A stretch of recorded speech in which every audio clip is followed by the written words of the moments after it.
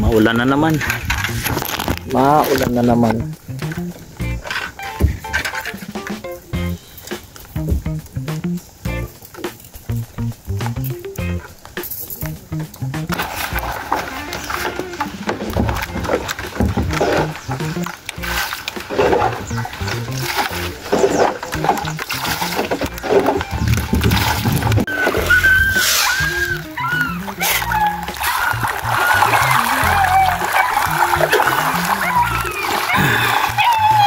Hindi sila ganong kasigla pagka umuulan, no? Pero nakakakain pa rin naman.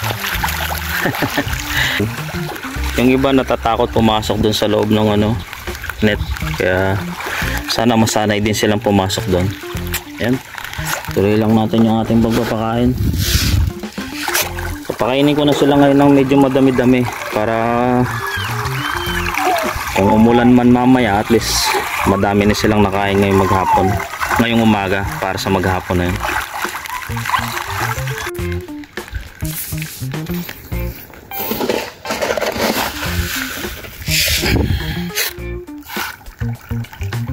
Malalakas na rin kumain itong mas maliliit. Ayan. So naka 5 takal din. Dito ay 8. Pero parang kulang pa rin sa kanila. So share na lang natin itong konti para tingnan natin kung kakain pa sila. Yan o. Kain lang sila ng kain.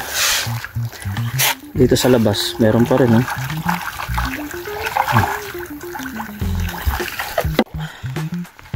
Doon naman tayo sa maliliit. Yan. Oops. Katali kasi dito kaya medyo mahirap lumakdaw. Yan.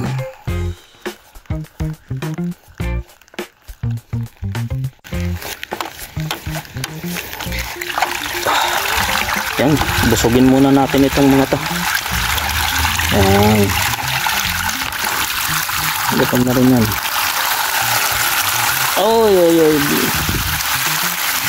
Good morning din sa inyo. Yan. Good morning.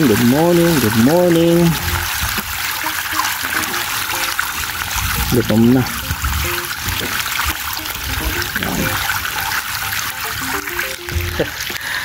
Parang hindi sila pinapakain. Magdamag lang sila, walang kinain. Ganyan na yung nila. Yung galaw nila. Gutom na gutom. Tuloy lang uli natin. Yan.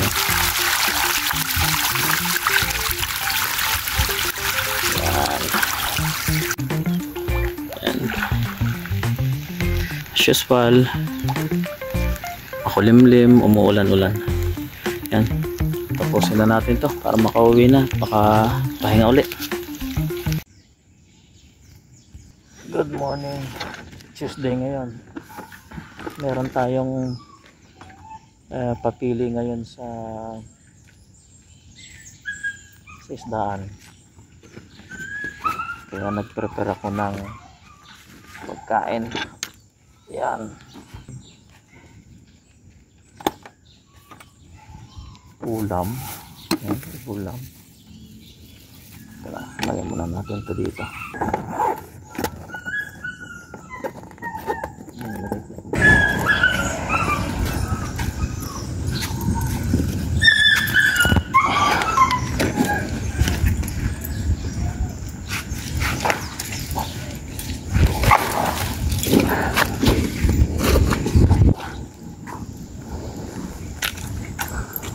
Yan.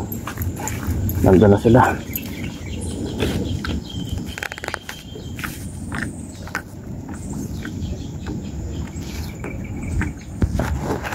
So, punta na tayo doon. Okay.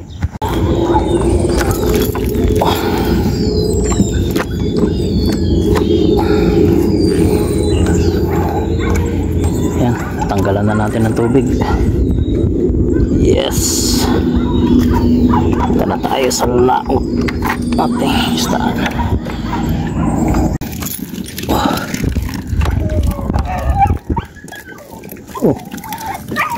Oh, talaga pala nakasingit yun. Sabi ko, pati hindi kinain na.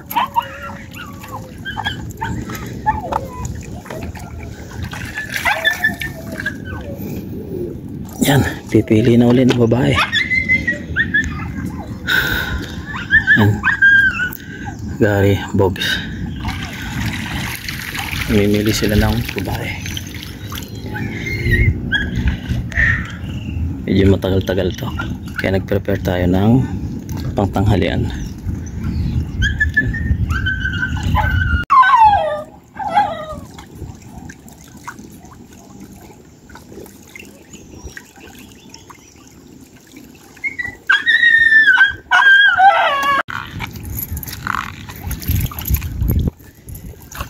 Ayan.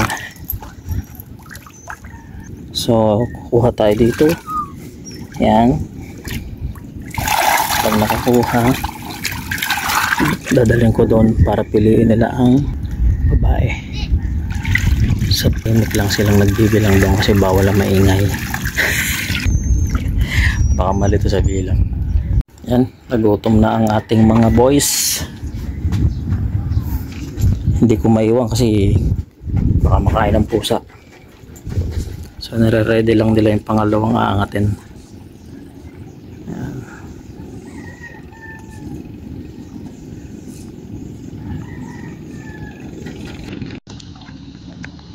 So ayan, dito naman tayo sa side na to. Ayan. So yung mga nandito, piliin naman doon. Sumisikat na ang araw, masakit na sa balat. Ayan.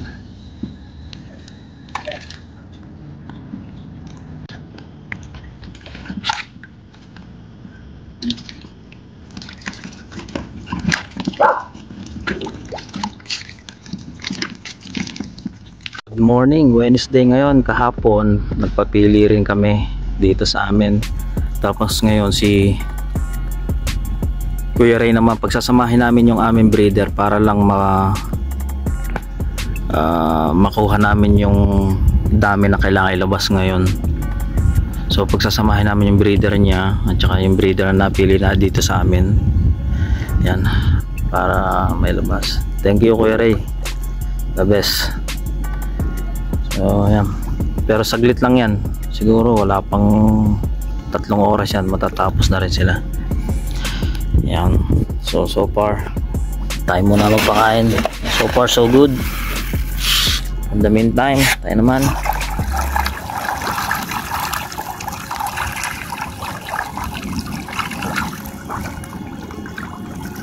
Yan. Naubusan na tayo ng pagkain. Yan. Buti maganda yung panahon ngayon, hindi masyado mainit, tsaka malamig yung hangin. Ayos. So ngayon meron na laman ito. Ito may laman na uli. Yan may laman na uli. Hanggang doon may laman na uli yan. So meron na uli tayong palakihin. Tapos yung ito, nakita to, maliit na to, may laman yan. Diyan namin nilipat yung mga barako na mabebenta bukas. Yan. So dito naman tayo sa mga maliliit.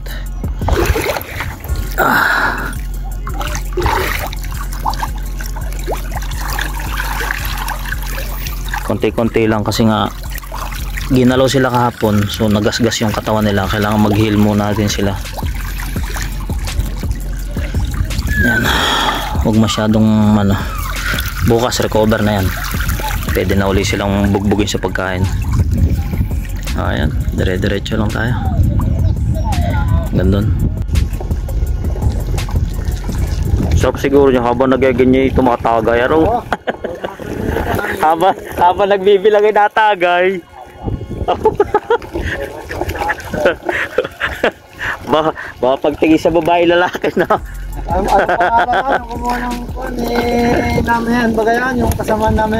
Good afternoon. Maulang hapon ngayong Miyerkules. Yan, pero tuloy-tuloy pa rin yung pakain natin. Yan. So yan. Kailangan nilang lumaki. Kailangan nilang lumaki. Oh. Oh. Yun. Ako naman ay dito. So tapos na itong mapakain ito at saka yun. Yun, kukunin na bukas yan. Bilang na yan. So dito naman tayo. Yan. Ito ang ating 4 October. Yan. Iti-iti lang. So once na makuha na to, so dito na tayo focus. Palaki na lang sila ng palak. Uubos na tayo dito ng 20 sako siguro kasi mas marami to. Ito ay nakaka 11 sako na sa loob ng 2 linggo. Ayan. Ayan. Focus lang tayo dito. Palakin lang natin sila ng palakin. Ayan. Okay.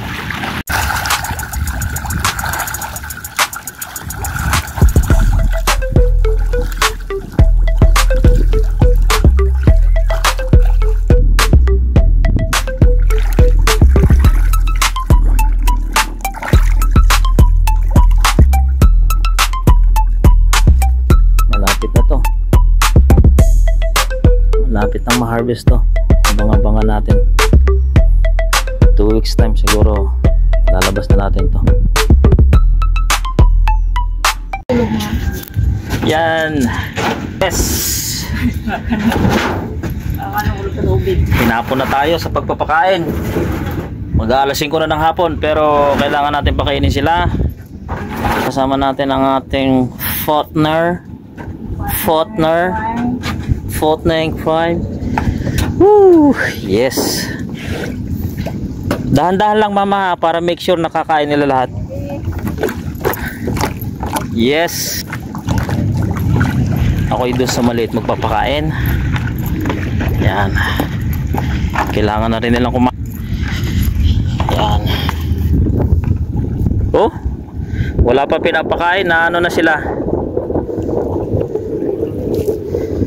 Gutom na. Ito dito naman tayo. Whoop. Marami tayong inasikaso ngayong araw na to kaya late na makapagpakain. Ayan. Tatakbuhan na sila dito. Langoy-langoy kayo, pisi-pisi. Ayan. Okay. Maganda ng panahon. Pero okay lang. Ayan. Pisi-pisi.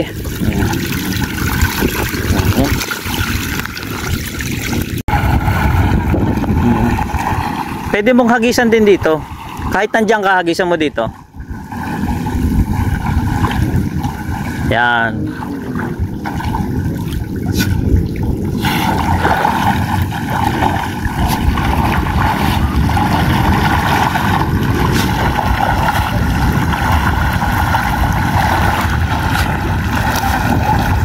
Lalaki na nila, no?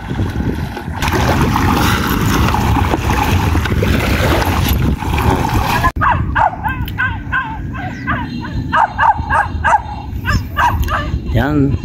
So kumuha tayo ng patoka sa ating kapitbahay. Yan. Ako, dadadala tayo ng alon.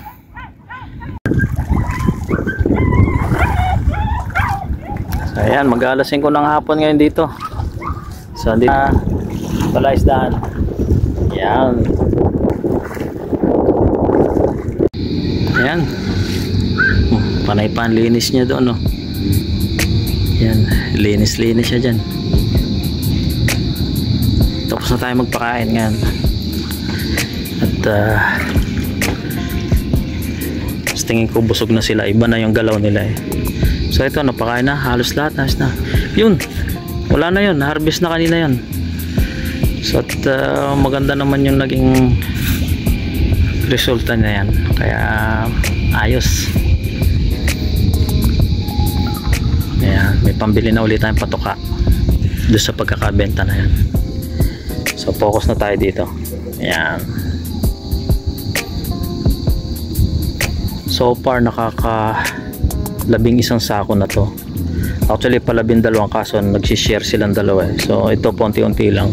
So more or less mga 11 sako na to. Ito ay isang sako. Ayan. Base doon sa binilang ko 2 weeks ago. Ayan. Noong nag-harvest, noong tinanggal yon. So para mas maano natin, mabilang natin kung gaano kalakas sila kumakain. Ayan. Ayan, tapos na tayo. Mama, bye-bye. Bye-bye ka na, bye-bye.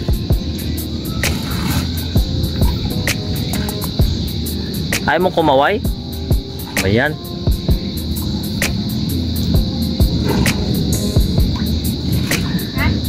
Kaway ka na, bye-bye na. Bye-bye na. Thank you for watching. God bless. Bye.